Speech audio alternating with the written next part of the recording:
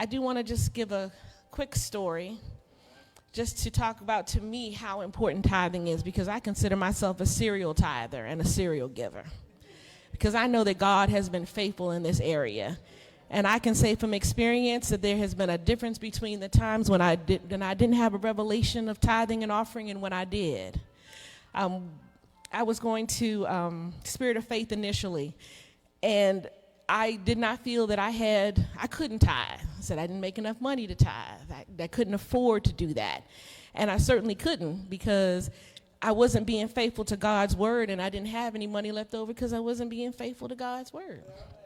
So there was one Sunday that Pastor Freeman was talking about the importance of tithe and offering. And I had $12.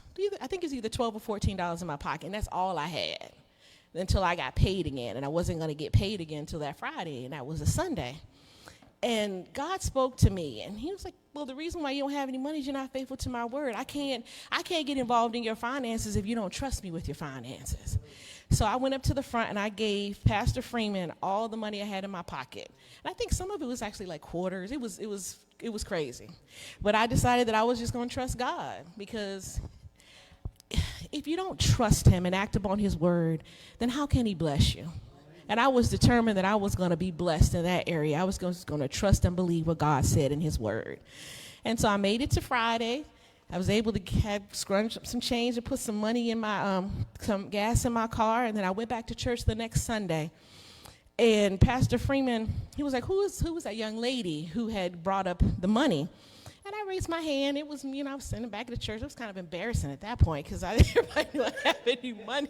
He said, well, somebody gave me a check for $1,000 for you. So I took my $1,000, because I didn't have, my children were small. I couldn't afford, it was wintertime. I didn't have money to buy coats or anything. I took that check. I took that money, it went through. Went to the Burlington Coat Factory at that mall out there, Rundle Mills, brought my children some coats and some winter stuff, and I was like, okay, God, you have proved yourself faithful. And from that point on, I tithe, I give. Every chance I have to give to the kingdom, I do, because God has shown himself faithful. He told me to test him. I tested him, and he passed the test. And so I would urge all of you, test it, prove him, because he's faithful to his word. If you trust him, he will do what his word says in your life. I trust in